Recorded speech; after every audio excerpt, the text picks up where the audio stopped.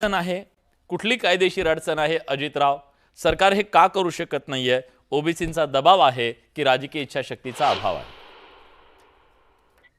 विलासजी, सर्वप्रथम तर मी आपल्याला एक गोष्ट सांगतो की या सगळ्या टीव्हीच्या चर्चेमध्ये बसलेल्या लोकांपैकी मी एकमेव असा व्यक्ती आहे की माझ्याकरता म्हणून मनोज जरांगे ही मागणी करतायत की बाबा मराठा समाजाला आरक्षण द्या. अहो पण नकोय आम्हाला हे हे आरक्षणच आम्हाला नकोय. मुद्दा असा आहे, याच्यामध्ये आपण एक लक्षात घेतला पाहिजे की यांनी काय इतका गोंधळ नकोय? करून ठेवलेला आहे. आरक्षण नको आहे, ओबीसी मधून नको आहे, वेगळं नको आहे, ईडब्ल्यूएस पाहिजे, काय पाहिजे? स्पष्टता आणा तुमच्या म्हणण्यात. विलासजी, मी सुस्पष्ट करतो. हा, मनोज जरांगेंनी हैदराबाद गॅझेट लागू करा म्हणून मराठवाड्यामधल्या लोकांना सरसकट आरक्षण द्या ही मागणी त्यांनी निश्चितपणे केली पाहिजे. मी 96 कोळी मराठा आहे, मी देशमुख आहे. आमची हजारो वर्षाची ओळख, आमच्या पूर्वजांचा इतिहास, कोण हा चार्ली चॅपलिन, आमचं कसं काय तुम्ही ओळख बदलून टाकणार? ही काय म्हणजे काय बोलण्याची भाषा आहे, काय आवेश आहे? अरे आम्हाला ज्या 10% ईडब्ल्यूएसचं आरक्षण आम्हाला आहे, 13,000 मुलं मुली आमची त्याच्यामधनं नोकरीला लागली आजपर्यंत. दुसरा विषय महत्वाचा त्याच्यामध्ये असा की जवळपास आत्ताच्या घडीला नीट, इंजिनिअरिंग, मेडिकलचं सगळं ऍडमिशन सगळे सुरू आहे. असं असताना तुम्ही आणि कसं होईल मला तुम्ही सांगा. मॅटर सबज्युडाइज्ड आहे. सेव्ह मेरिट वाले हायकोर्टामध्ये त्याच्या विरोधामध्ये आहेत. दुसरा महत्वाचा विषय असा की जरांगेंच्या ज्या मागण्या आहेत ना, त्या मागण्या मुळामध्ये हास्यास्पद आहे. आणि विलासजी, एका गोष्टीचा निश्चितपणे तुम्ही विचार केला पाहिजे. समाजाला कशा पद्धतीनं आपण भुलवतो किंवा सांगतो मी जातो, मी घेऊनच येतो, आजच बघतो, आई बहिणीवरनं शिवीगाळ करायची ही पद्धत आहे. मी तुम्हाला सांगतो, या महाराष्ट्रामधल्या ज्यांना आम्ही स्वतःला 96 कोळी मराठी आम्ही म्हणून घेतो, खानदानी मराठ्यांचा प्रतिनिधी म्हणून टीव्हीवर आज सांगतो, हे बेना आमचा नेता असू शकत नाही. आम्हाला कुणबी व्हायचं नाहीये. यांचा का आग्रह आहे की तुम्ही व्हा कुणबी, व्हा कुणबी? अरे बाबा, आम्हाला नाही व्हायचं. आमचा 2000 वर्षांचा इतिहास आहे मराठ्यांचा. आम्हाला का कुणबी व्हायचंय? आम्ही नाहीये कुणबी, आम्ही मराठा आहोत. आम्हाला व्हायचं आरक्षणाचा लाभ घ्यायचा की नाही हे तुमच्यावर वैयक्तिक आहे, तुम्ही नाही घेऊ शकत. दुसरा विषय तर ठीक आहे, सरकारने आम्हाला टाकलं कुणबीच्या यादीत. अहो, माझा एक पुरावा कुणबीचा नाहीये. तुम्ही म्हणलं दिलं तुला आरक्षण. अरे माझा बाबाही गेला आणि दशमी गेले असं होईल ना.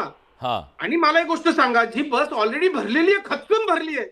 10% आमचं वेगळे, त्या 17% मध्ये तुम्ही आम्हाला टाकणार आणि काय लेकरं बाळांचं नुकसान, लेकरं बाळा माफ करणार नाहीत. अरे बाबा, तुमच्या या सगळ्यामुळं मराठा समाजाची जी ऑलरेडी लेकरं बाळ आहेत, आणि बघा काय होईल माहितीये का, यांच्या मूर्खपणामुळं कुणी एखादा कोर्टात गेला, ज्या आमच्या बांधवांकडे कुणबी सर्टिफिकेट आहे, अहो त्यांचंही जाईल की आरक्षण. म्हणजे या मागण्या नेमक्या काय आहेत याचा तरी निदान.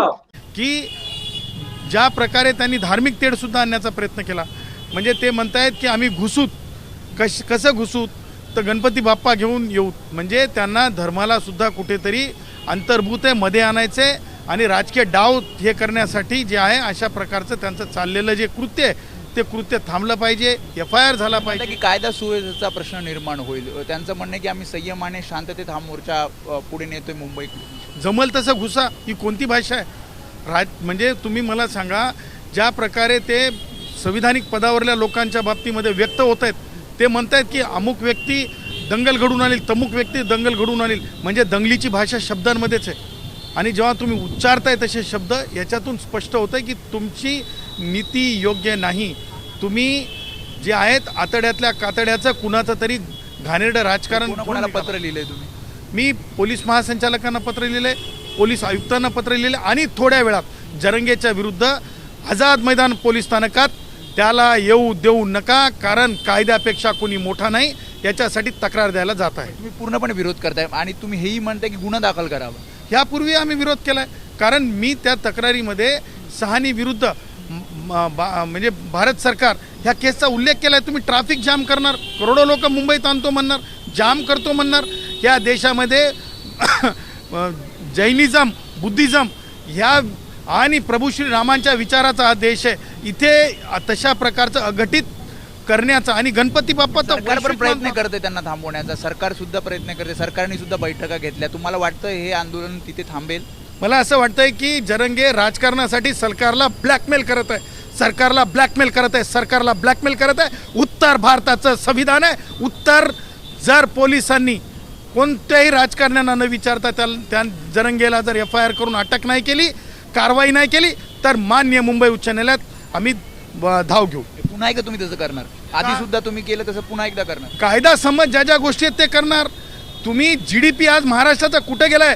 जरंगेनं जर 2 दिवस 3 दिवस मुंबई जर वाहतूक व्यवस्था बंद झाली तर प्रचंड पैशाचं नुकसान होणार आहे. सामान्य कष्टकरी जो टॅक्सीवाला ड्रायव्हर साहेब आहे, कंडक्टर साहेब आहे, व्यापारी आहेत, आज लॅमिंग्टन रोड सारखे अगदी आझाद मैदानापासून हाकेच्या अंतरावरले व्यापारी आहेत. आज म्हणजे हजारो डॉलर लाखो डॉलरचं नुकसान होणार आहे आणि ह्याचा सर्व अंकश परिणाम देशाच्या अर्थव्यवस्थेवर होणार आहे. हे मान्य नाही, हे मान्य नाही. आज पत्रकार परिषद ते घेणार आहेत आणि त्यांची दिशा ठरवणार आहेत. तुम्ही आधीच विनंती कराल त्यांना की येऊ नका, कारण तुम्ही विरोध तर करताय. विनंती नाही, कायद्यापेक्षा कोणी मोठा नाही. ज्या प्रकारे भगवान गौतम बुद्धांनी, ज्या प्रकारे भगवान महावीरांनी, ज्या प्रकारे प्रभू श्रीरामांनी सांगितलेल्या विचारानं जगायचं असतंय आणि जगू द्यायचं असतंय आणि तसं करणारा मला आज तरी जरंगे दिसत नाही. कारण ह्यापूर्वी देखील पोलिसांना व्यथित होऊन मार खावा लागला होता अंतरवलीमध्ये. त्याची पुनरावृत्ती होणे यासाठीचा सर्वंकष प्रयत्न आम्ही करू. त्यामुळे हे होते ॲडव्होकेट गुणरत्न सदावर्ते. त्यांनी पूर्णपणे